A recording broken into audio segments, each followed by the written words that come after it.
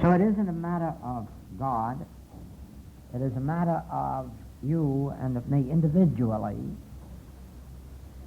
devoting ourselves to attaining God realization. Then we'll find that it's free for all of us equally. It makes no difference what our backgrounds may have been. It makes no difference whether we've been saints or whether we've been sinners. None of that has anything to do with God realization. What has to do is the measure of our devotion, our ability and our willingness to leave the former mode of life, method of life, and turn ourselves to whatever spiritual unfoldments may take place. Now, this class is to cover spiritual healing, starting from the correct letter of truth and going forward to the very highest communion, resulting in realization. Today, spiritual healing is a subject that not only concerns students of the Infinite Way, or the Christian Science Church, or the Kansas City Unity Movement, or the New Thought Movement, but it is now of vital interest to many of the Protestant churches in the United States, in Canada, and in Europe. The whole world is interesting itself in the subject of spiritual healing, and I'll have more to say about that later. At present, there is no textbook which would be suitable for healers or practitioners in all of these different organizations to use. The main reason for this is that in the beginning of mental and spiritual healing, it was the Christian Science Church or Christian Science movement that opened it in this age. And its textbook is based on both a mental and spiritual approach, but not divided so that these subjects may be independently studied. Nor is the book written as an actual textbook for healing, but more for a textbook of the Christian Science faith. The writings of the Unity movement, the earlier writings, are based primarily on the original Christian Science teaching. Christian Science was the basis, the foundation of their early work. And their books were written many, many years ago when the writers were in a pioneer state of unfoldment. The New Thought writings were based primarily on mental healing, such as was introduced by Mr. Quimby and later written on by Mr. Dresser. Also, in those early mental science days, there were Ralph Waldo Trine and Troad's mental lectures, and these were the basis of much of the work that has been known and understood and practiced in the mental and spiritual field. I don't know of any books written in later years outside of the Infinite Way writings that could be called a basis for any kind of metaphysical or spiritual unfoldment, healing or living. But you must understand this, that since those earlier days, there have been so many years of actual practice that unfoldments had to come. New unfoldments, higher unfoldments, corrections of methods that were in use in the beginning.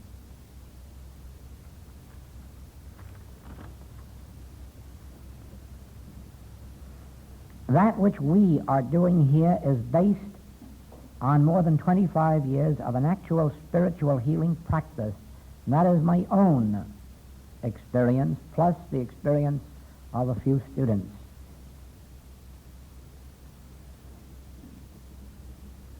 Because the Infinite Way is not a church, nor is it an organized religious movement, nor is it a form of materia medica, we will be able, through our writings, to be used by mental and spiritual practitioners, regardless of their approach to the subject, because we will deal only with certain principles principles which can be put in operation by anyone, anytime, anywhere. You may wonder that I include mental science in that, but I do for this reason. If mental science knew the correct letter of truth, it would do far more healing work than it is able to do now just with the letter of truth, because there is some healing that takes place on that level. Even though it is not spiritual transformation, it is healing in the human sense. And there is no reason why those who are not yet ready to take the spiritual life should not find their health or their supply in the mental realm. The ultimate will be as we attain spiritual consciousness. But everyone on earth isn't ready for that step. So for many of them, materia medica will be the means for a long, long time to come, because they live so completely in a material sense of life that they must have material remedies. Then there are those who have stepped up from complete material sense of life into something of a mental approach to life. And for those, there must be some mental form of healing to replace physical healing. And the letter of truth, more especially the correct letter of truth, is a great help in that direction. And then we come to spiritual healing from there.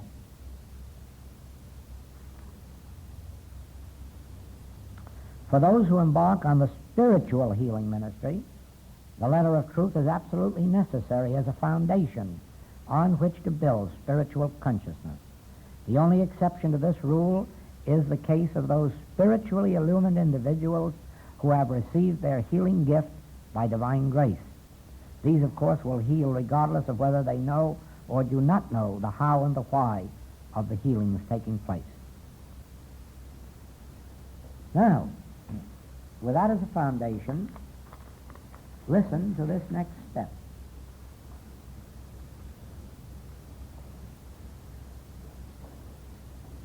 Our healing work does not concern itself with patients. That means with you or me as individuals. Our healing work concerns itself with principles of life. Now, if you were turning to psychology or psychosomatic medicine or psychiatry, the one treating you would be interested in your life, your mind, your state of thought, your body. And they would work from that premise to some conclusion. With that, we have nothing to do, not in our spiritual work, nor even in a correct mental healing practice. We deal with principles. Now, the first principle is this. The word I. The word I has no reference to Joel, nor Bill, nor Mary. The word I means God. Therefore, God being I, God constitutes my being and yours. God is my individual soul and yours. We have in each of us a soul. There is only one soul, but it's yours and mine, just like every fixture in this room. Each one does not have a separate electricity. There is only one electricity, but each of these fixtures are receiving that one and same electricity. And so it is. There is only one God, there is only one soul, but each one of us is constituted of that one God, one soul, one life, one mind in our spiritual identity. Now then,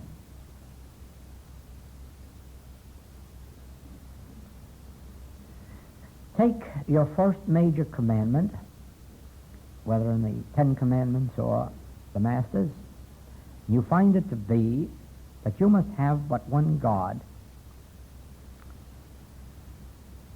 When you come to say, yes, but what is God? You will find in Scripture, among other things, that God is a power. So therefore, the commandment means you must have only one power.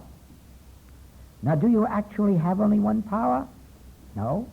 No one in this room has accepted one power, because there is still a fear in this room that someday we will age or die, or someday we may be sick, or someday we may be poor, or someday we may get infected or come into contact with contagion.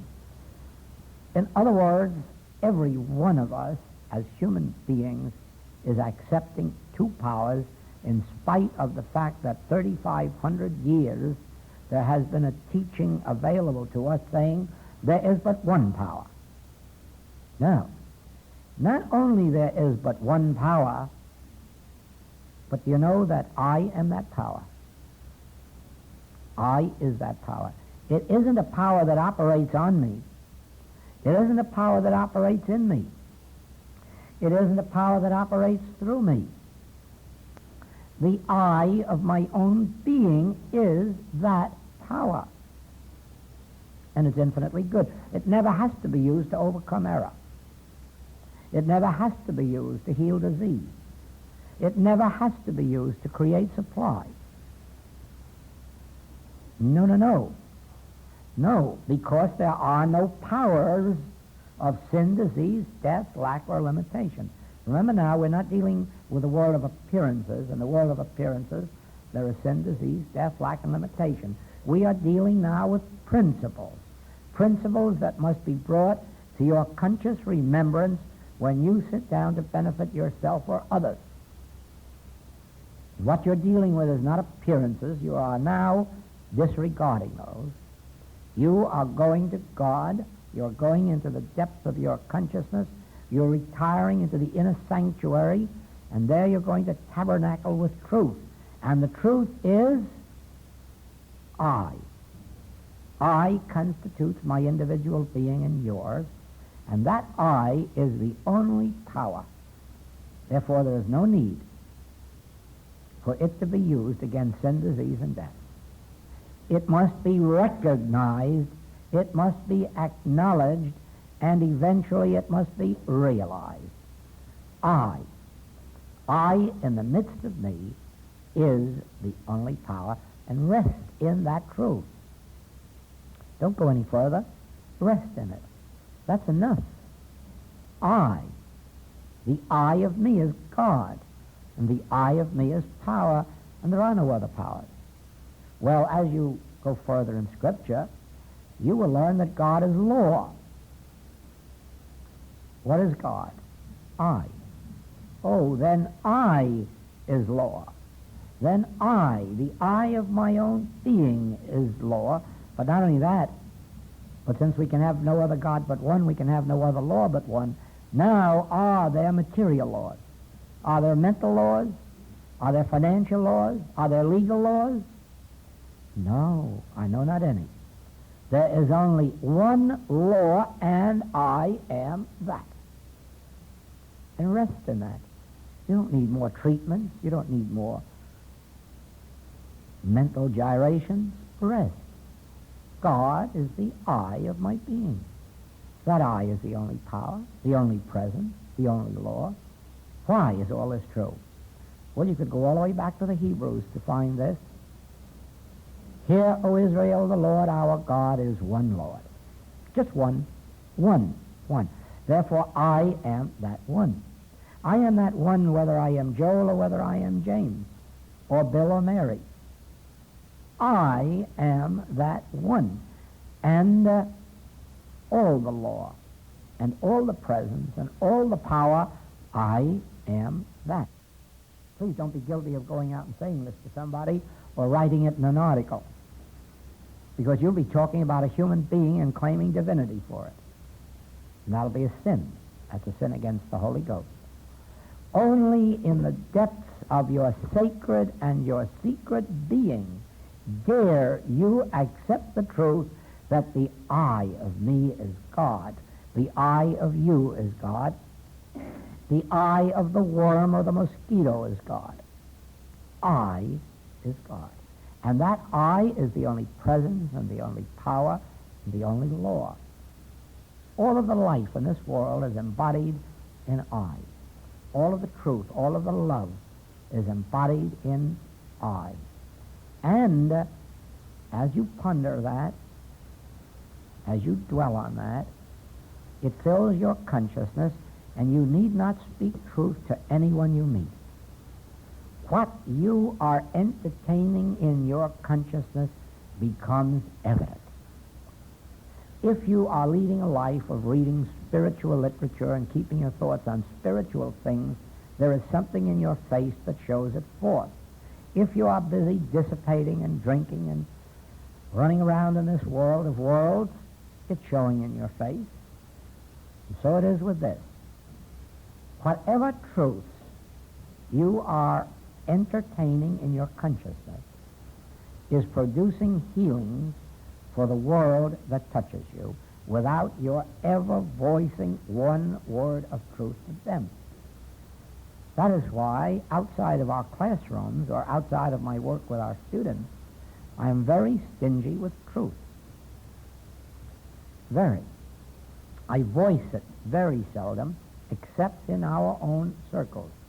When I'm traveling in hotels or planes or wherever I may be and questions arise about my work or why I'm traveling, oh, well, I write. And usually that's enough. As a matter of fact, I receive quite some honors because I'm a writer. It's only when they get nosy and want to know what I write and say God that then they quit me. They lose all interest. As a writer, I'm quite a famous person.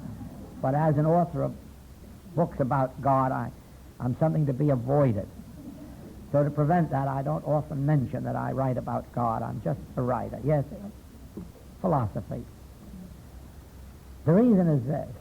Those receptive and responsive to any spiritual impulse will be blessed by any individual who maintains truth in their consciousness and who lets truth abide in their consciousness, and they need not voice it, although when a direct question is asked, the right answer is given them. But I can assure you of this, that the right answer is never, I am God, or I am spirit, or I am spiritual, or I am a child of God. You'll never be given such statements if you're really resting on spirit. More than likely, you will be pointing out that God's grace is my sufficiency, or that I lean more on God than on material things. And I may speak a lot about God and the I, but I do not speak of it as if it were I, Joel, claiming all that Godhood. But when you are in meditation, when you are in contemplative meditation, when you are contemplating God and the things of God, then it becomes necessary to know that God is not something or somebody separate and apart from you, and there is not a law of God separate and apart from you, nor a presence of God, nor a power of God. The very I of your being is God. I have given you these quotations many times. The place whereon thou standest is holy ground. I and my Father are one. All that the Father hath is mine. I live, yet not I. Christ liveth my life. All of this is to bring to your conscious realization that your God is your real being. God constitutes you. It is for that reason that you have no demonstration to make of health, wealth, safety, or security. How can God have need for those things? How can I have need for those things? I am. I already am. I am that I am. I am he that should come. I already am. All that God is, I am. All that the Father hath is mine. Thou seest me. Thou seest the Father that sent me, for I and the Father are one. Now those are not things to be spoken to the profane thought. Those are things to be taken into secret meditation, contemplation, and realized about your own inner true being and about the inner true being of all mankind. It makes no difference whether they're friend or foe. Remember, we're not dealing with appearances now. We are dealing with principles. Now, it makes no difference if we're talking about a Jew or a Gentile, a white or a black. It makes no difference whether we're talking about Occidentals or Orientals. The same truth is true. I. Where I am, God is. All that God is, I am. The whole presence of power and power of God is in the I that I am. And therefore, if I ride in a plane, I don't. The plane rides in me. And if I go down in submarines, I don't. The submarine rides in me. We live and move and have our being in I. Not I have it in a plane or submarine. No. It has it in I. We live and move and have our being in God. Do you not see, then, that if you were to take the mental approach to life and try to demonstrate something, it would have to be based on the premise that you're a human being and one who is in lack or limitation or sin or disease? And of course you can benefit to some degree by that, but when you do, you're just a human being who is better off than they were before. You still haven't touched your spiritual identity or made way for the kingdom of heaven to be established in you. But if you will start out with our basic principle, I. God is I. I is God. God is the I of my being. I is the God of my being. God constitutes my being. And this I, which I am, embodies all of the presence and all of the power of the Godhead. Now, when I take the second step and realize that since God is one, that there is but one presence and one power, I have no fighting to do, no combating to do, no overcoming. You see that? The overcoming is only in the human being, overcoming his being a human being. That Paul calls dying daily. But you die daily only in proportion as you starve out your human selfhood. Let it die. You let it die by consciously abiding in the word I and in the fact that that I is only one, so that you have only one power. You're not protecting yourself from evil power. That I, being infinite, one, you have no need of safety or security. You have no need of peace. You have no need of anything. That I is self-created, self-maintained, self-sustained. Therefore, it never looks outside of itself for anything. It may say thank you to parents who have left us well off. It may say thank you to employers who pay us abundantly. It may say thank you to husbands who provide for wives or wives who provide for husbands. We may do that, but we may not acknowledge that we are dependent on them or that they are the source of our good. Oh yes, we not only may, we must be grateful to each other for everything that we receive from each other, but we must remember the source. I had it all the time. Always it is embodied within my own being, even though to human sense it comes to me through you or through others. Now you have two basic points there. I. If I do not accept anything for myself, I'm not accepting it for you. What I accept for myself, I must accept for you because there is only one I. And so if you say you're ill and I find that I'm not, I don't have to accept that, do I? And then I don't have to reject it. On the other hand, if I accept the fact that I is God, then I don't have to pay any attention at all to what you say, because I is the God of you.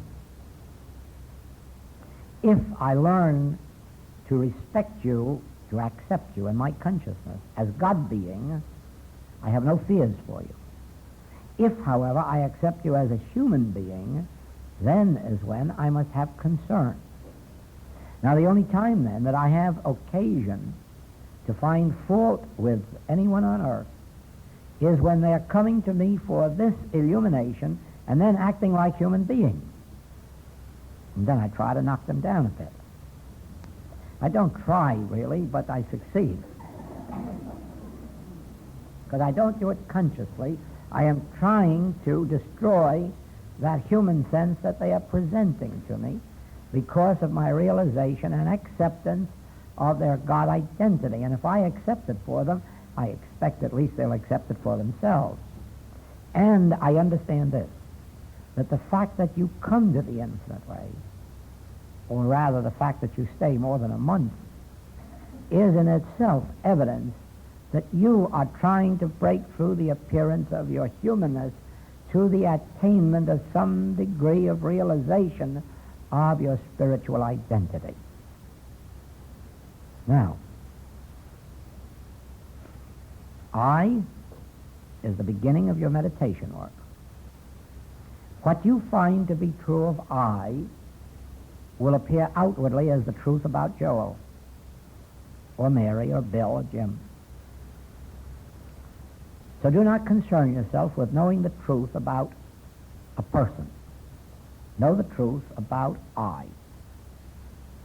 Then, realizing I to be our true identity, move on to the second point and realize that that true identity being one, you will have only one power to deal with, one presence, one law, one cause, and I am that.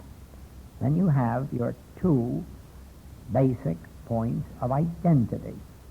Actually, when you have those two, the third becomes simple. If you do not readily come into the realization of the first two, the third will help you. The third point is the nature of error.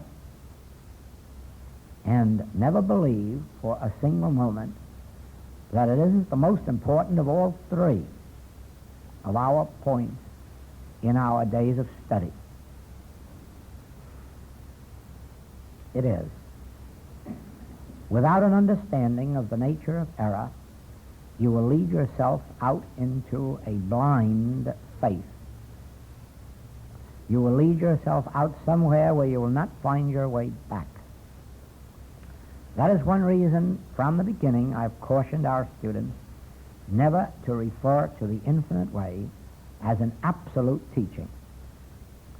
Don't do it. Don't allow it to be identified with an absolute teaching. And the reason is this.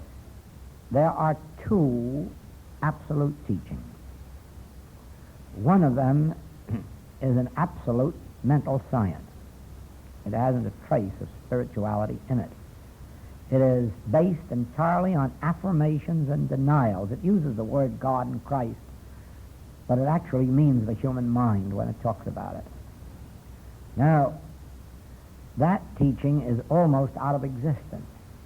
There are very few remnants of it left in the world, but here and there it bobs up, more especially out in the far west. I seldom hear it referred to any other place. It had quite a flair for a while, quite a big following, wrecked a lot of people that were connected with it, and didn't bless a lot of others who thought they might be blessed. And as I say, there are very few remnants of it left on earth. But there is another absolute teaching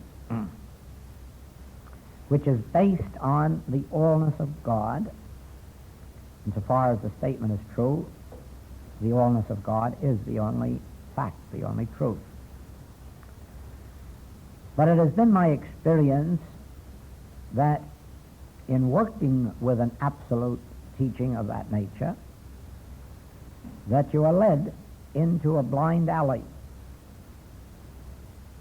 And the reason is it does not result in healings, or so seldom does, that no very great movement has sprung up, although it's been in existence for nearly 30 years, I guess. Still, it does not gain wide acceptance. And the reason is there's nothing wrong with it, nothing incorrect, but it doesn't give you the premise on which or from which to work in changing your life. In other words, merely saying God is all, or I am spirit, or I am spiritual, or there is no error, does not change your circumstance tomorrow. You'll find the same tomorrow as it is today. Now, the infinite way is definitely not an absolute teaching in that sense. Certainly it says that God is absolute and God is all, and I am that. But it goes further, and it deals specifically with the nature of error. Can you imagine a person with no metaphysical background coming to you for help, and you saying, God is all, there is no pain? And I say, oh, but what about this toothache? Oh, there is no pain. Well, if you had me for a patient, you'd have me only a short time. I can't take that. I can't take it when you say, oh, now you know better. There is no evil. There is no error. You mean it? Why, certainly. Well, then why am I still in pain if you know all that? Your knowing it should stop this pain. Oh. Well, maybe you didn't do the lesson today. Or you have a Catholic neighbor. Now, let us understand this very clearly. So far as this world is concerned, sin, disease, death, lack, and limitation are very, very real. And they are not likely to be tossed off with, oh, error isn't real. Oh, there's no reality to them. Oh, they're no part of God, so they can't be a part of me.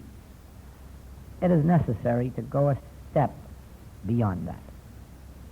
And that step we take in our work, and in all of the writings you will find a chapter, nearly all, you will find a chapter on the nature of error, and even in the books that do not have a chapter entitled The Nature of Error, the nature of error is handled on every page. Now watch this.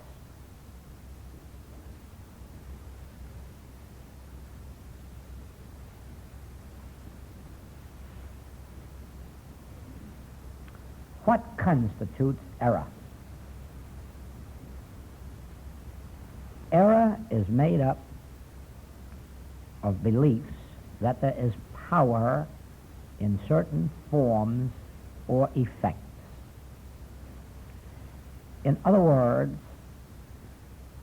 if you believe that life is dependent on the heart, that is error.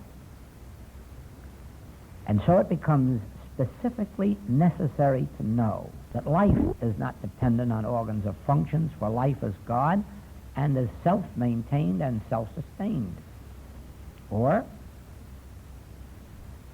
there is a belief that there is power in germs. In some germs it's a very evil power, and some germs a very good power. Some germs are deadly and others are healing.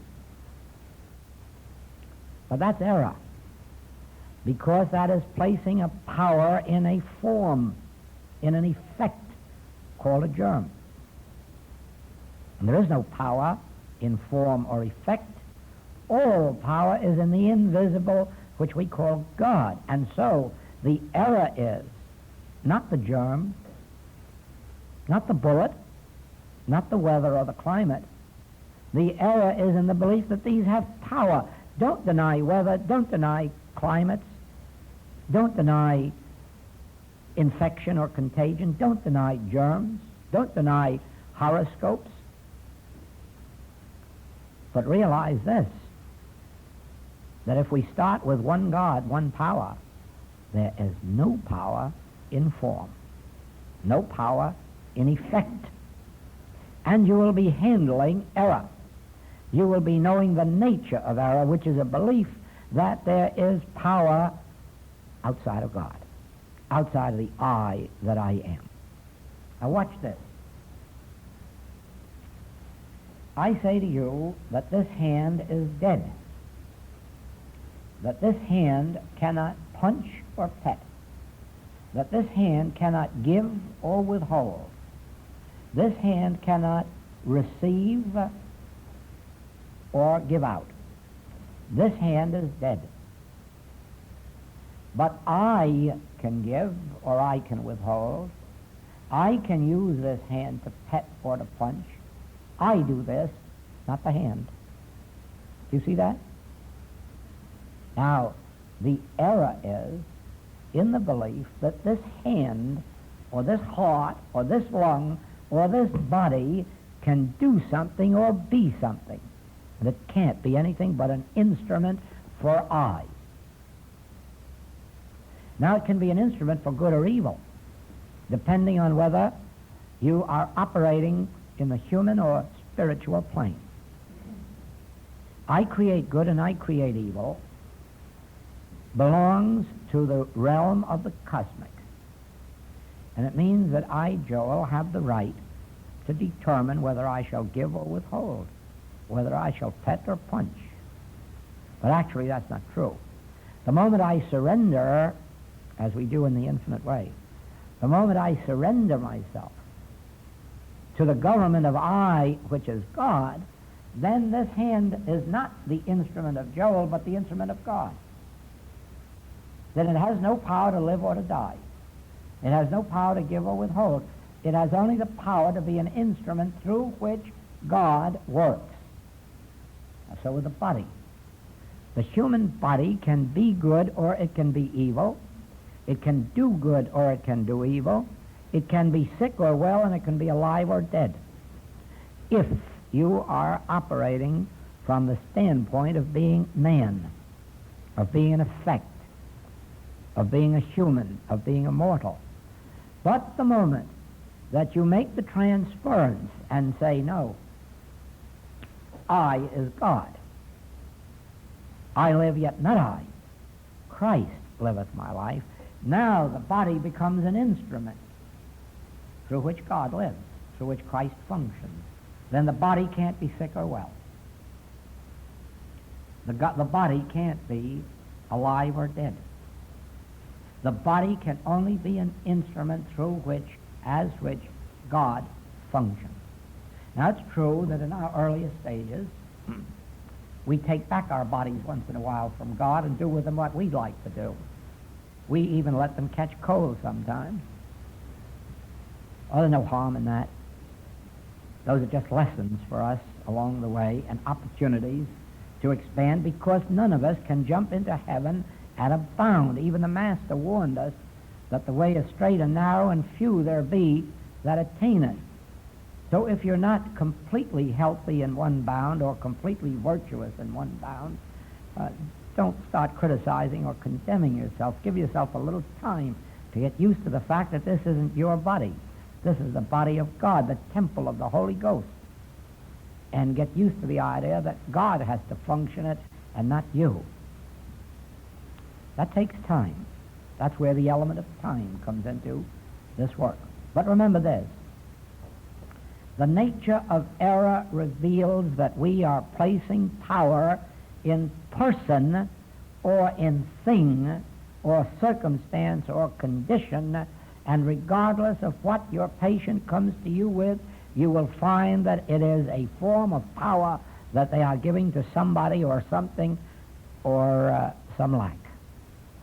And you, on the spiritual path, must realize that that is the error, and that it's not power and not place and not cause and doesn't have an effect, because all of the power and all the glory and all the dominion is in the I that I am.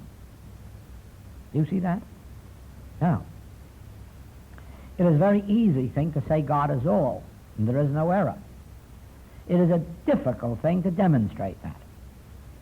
But you will find that it becomes simpler if, when you are called upon for help for yourself or others, you ask yourself, to what are we giving power? Germs, infection, heredity, horoscopes, the calendar, age? Aha. That's what we've been doing. There's the error. The belief in a selfhood apart from God, the belief in a presence apart from God, the belief in a power apart from God, and the belief that there is even a God other than the I which I am. Now you see, you have not only declared the truth, you have handled the error, which was up to then handling you or your patient. Every one of us that has any discord at all is being handled by a universal belief, some universal error. Fear, if nothing else. Doubt, if nothing else. Well, then let's ask the question, is fear a power? What did we learn about I? I was the only power. Well, then let's fear all we want. I have told our classes about the experience I had in Boston one night when a mother called me from the Benevolent Association. Her child had a high fever, and Practitioner had tried to bring it down and hadn't succeeded, and they had told her to call me and want to know if I would help. And yes, I will. Oh, but I don't know what you can do because my fear is so great for my child. I don't know how you can break through that. And my answer was, oh, don't worry about your fear. As a matter of fact, that's natural for a mother to fear for a child. You just go in the next room and sit there and fear all night. Get it all out of your system and leave the work to me. Because I don't believe that fear can harm God. I don't think that God would allow anything to interfere with its operation.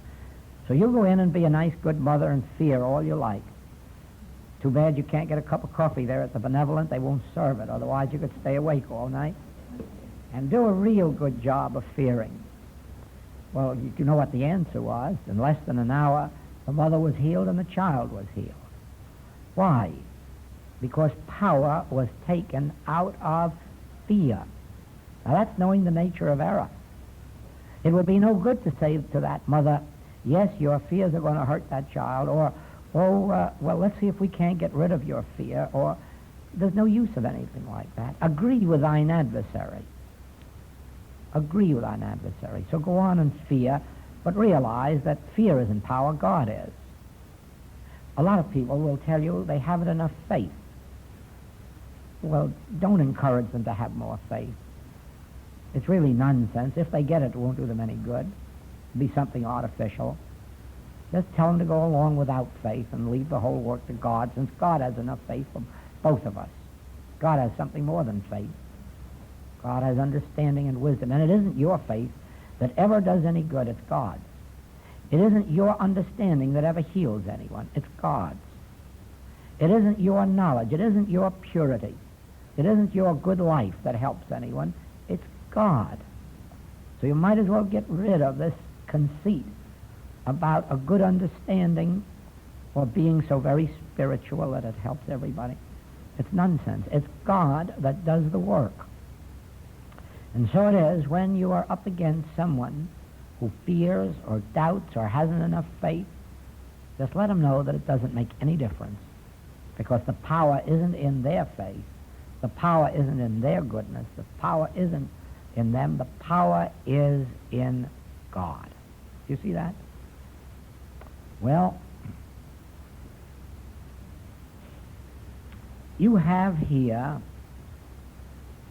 the 3 points that are vitally necessary in an understanding, correct understanding of the letter of truth.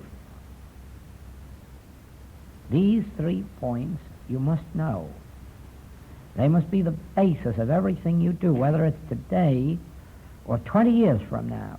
You never will advance far enough to get away from these 3 points. I can assure you that I never have, and I doubt that anyone else is going to until the period of ascension. While we appear to be in this flesh, it will be necessary to bring to your conscious remembrance that the I is God, not man, not effect. I is God, Spirit. And that I embodies within itself all presence, all power, all law, all cause, and all effect. And then go on from there to the realization that whatever it is that's troubling us is a belief in a power external to our own being, a power in effect, a power in form, a power in person. The Master had to meet that in Pilate. Because of his high position, temporal position, he had to find himself under the law, but recognize thou couldst have no power over me unless it came from God. So we have to know in judge and jury that there is no power in them. The power is in God. So we have to know when facing infection and contagion, temptation, lack, limitation, there's no power in you. The power is in the God that I am, the power of the I amness within me. Then you will be handling the nature of error so that that error cannot handle you. Then remember this. These statements or thoughts of truth are not power unless they're said when you are in the Spirit. You must first get into the Spirit before you make these statements of truth. Get into the Spirit by realizing these things, by declaring themselves to you. Then when you're in there, then begin to know the truth that makes us free. First, get into the Spirit. If so be the Spirit of God dwell in you, then are you the children of God. Then you are Christ, the Savior. Then are you the Son of God that has power to forgive sins, heal disease, raise the dead. You see that? But if you're not in the Spirit, you're just a human being walking around taking unto yourself powers that you never had and never will have. It is only the Son of God in you that has powers.